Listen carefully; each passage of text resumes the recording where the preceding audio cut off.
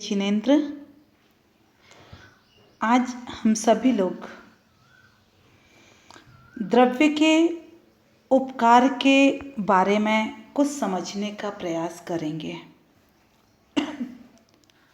सबसे पहले धर्म और अधर्म द्रव्य का उपकार आचार्य भगवान उमा स्वामी जी महाराज 17वें सूत्र में कर रहे हैं। तो सबसे पहले तो हम ये समझ लें कि यहाँ जो धर्म और अधर्म की बात कही गई है वह धर्म और अधर्म द्रव्य की बात कर रहे हैं। हम क्रिया रूप जो धर्म का कार्य या अधर्म का कार्य करते हैं उससे इसका कोई संबंध नहीं है। ऐसे धर्म द्रव्य के बारे में वैज्ञानिकों ने भी देखा। माइकलसन वैज्ञानिक ने प्रकाश का वेग ज्ञात करते समय एक ऐसे ही अखंड सर्वव्याप्त द्रव्य की परिकल्पना की थी जो पूर्ण प्रत्यास्थ यानी परफेक्टली इलास्टिक, पूर्ण लचीला, अत्यंत हल्का और प्रकाश कणों को चलाने में सहायक माध्यम की भांति व्यवहार करता है और उस वैज्ञानिक ने उसे ईथर नाम दिया। ईथर और धर्म द्रव्य के गुणों में समानता देखी गई। कैसी समानता? दोनों अमूर्तिक कहे गए, भार रहित, निष्क्रिय तथा उदासीन कारण के रूप में हैं। वैज्ञानिक अवधारणाएं हैं कि यह भौतिक पदार्थ नहीं है। ईथर जो है वह भौतिक पदार्थ नहीं है, वो ईथर अलग है। कैम्ब्रिज विश्वविद्यालय में ज्योतिष विद्या के प्रोफेसर A.S. एडिंगटन का यह कथन सर्वमान्य हुआ।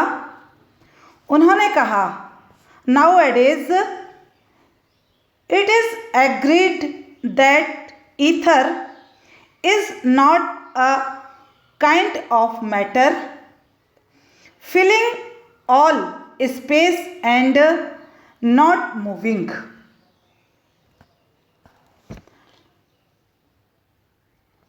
कि यह ईथर जो है वह मैटर नहीं है और यह पूरे स्पेस को फिल किए हुए है, पूरे आकाश को फिल किए हुए है और नॉट मूविंग, वह चलता नहीं है। इसी कथन को जैनाचार्यों ने भी इस प्रकार वर्णित किया है। अमूर्तो निष्क्रियो नित्ये मत्स्यानाम जलवद भुवि।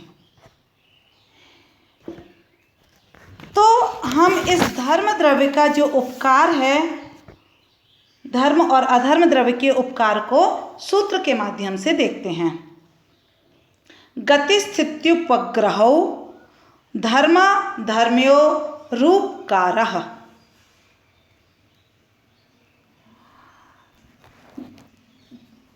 गति और स्थिति में निमित्त होना, यह क्रम से धर्म और अधर्म द्रव्य का उपकार है। एक बात और ध्यान रखें, हमें अपनी समझ को आगम की समझ से लेकर चलना होगा। अपनी समझ के आगे आगम को नकार मत देना।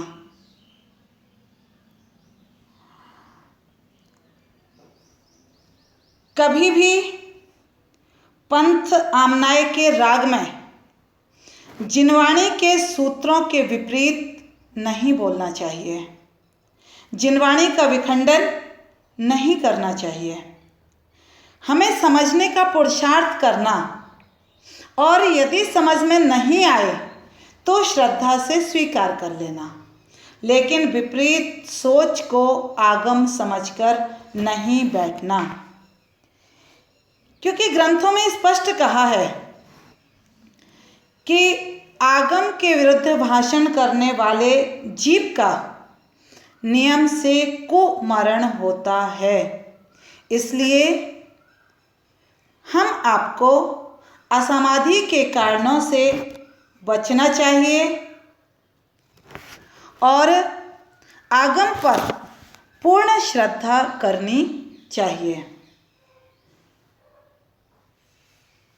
यदि हम आगम के बताए हुए एक अक्षर का भी श्रद्धा नहीं करते हैं, आगम में बताए हुए एक अक्षर का भी श्रद्धा नहीं करते हैं और बाकी सब श्रद्धान करते हैं, तो भी आचार्य भगवान भगवती आराधना में कहते हैं कि वह जीव मिथ्या दृष्टि है। तो हमें अपने सम्यक्त की सुरक्षा करनी है, अपनी सोच व्यवस्थित करनी है। तो यहाँ बात कह रहे हैं कि जिस प्रकार से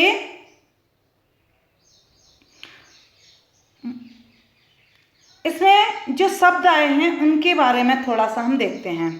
सबसे पहले गति। गति का मतलब क्या है यहाँ पे वो हम देख लें। गति यानी होता है क्षेत्र से क्षेत्रांतर प्राप्त होने को गति कहते हैं। जैसे मछली के गमन का साधन जल है, यदि जल ना हो तो मछली गमन नहीं कर पाएगी। ठीक वैसे ही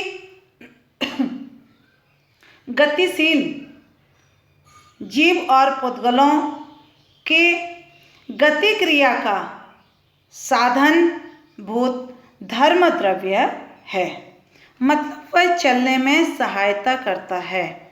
पंचास्तिकाय जी में कहा है कि ना तो वह स्वयं चलता है न किसी को चलाता है, केवल गतिशील जीव व पुद्गल स्कंधों या अणुओं की गति में सहकारी या उदासीन कारण बनता है।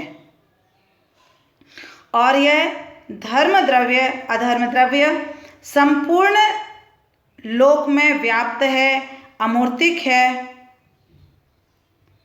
आगे बात आती है स्थिति। स्थिति क्या है? गति पूर्वक क्षेत्र में ठहरने को स्थिति कहते हैं। जैसे पहले कोई चल रहा है और फिर रुक जाए, चलते हुए जीव को। जैसे उदाहरण से समझें, जैसे कोई पथिक है और उस पथिक के ठहरने में वृक्ष की छाया साधन है, कारण है। ऐसे ही स्थान क्रियावान जीव और पुद्गलों के स्थान क्रिया का साधन भूत अधर्म द्रव्य है, मतलब उसको ठहरने में अधर्म द्रव्य सहयोगी है। इसके बाद इस सूत्र में तीसरा शब्द आया है उपग्रह, जो कि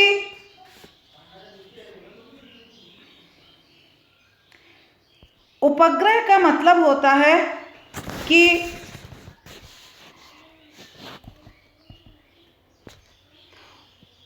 अनुग्रह उपकार को हम उपग्रह कहते हैं।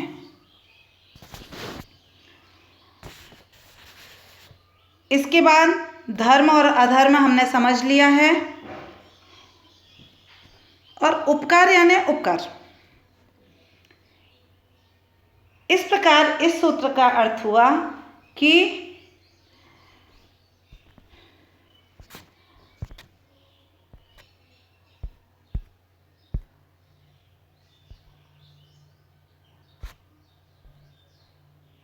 गति और स्थिति में निमित्त होना, यह क्रम से धर्म और अधर्म द्रव्य का उपकार है। आगे चलते हैं। 18वां सूत्र अब आकाश द्रव्य के उपकार को बताता है। आकाशस्यावगाहः, आकाश द्रव्य का उपकार अवगाह देना है। अवगाह मतलब स्थान, अवगाह का मतलब होता है स्थान। तो हम देखते हैं यहाँ जो आकाश में नीला नीला दिखता है वह आकाश नहीं है। आकाश का मतलब है स्पेस, स्थान देने वाला, जो सभी द्रव्यों को स्थान देता है वह आकाश द्रव्य है। और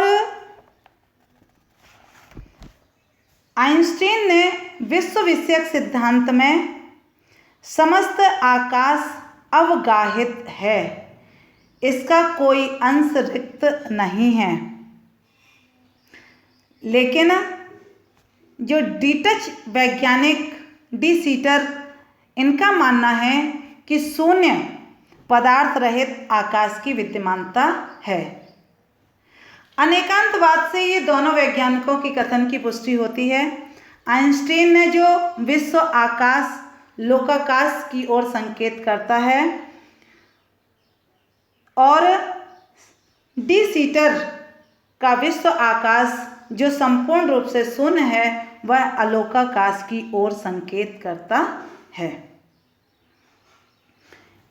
इस प्रकार हम देखते हैं कि आकाश दो प्रकार का है, लोकाकाश और अलोकाकाश। अवगाह, आकाश में रहने को अवगाह कहते हैं।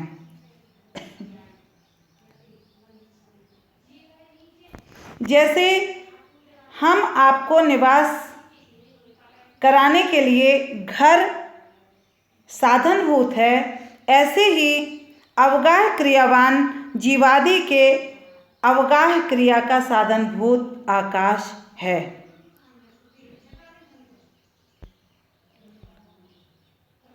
इसके बाद 19वें सूत्र में हम देखते हैं पुद्गल द्रव्य का उपकार। वो हम अगले सूत्र में देखेंगे।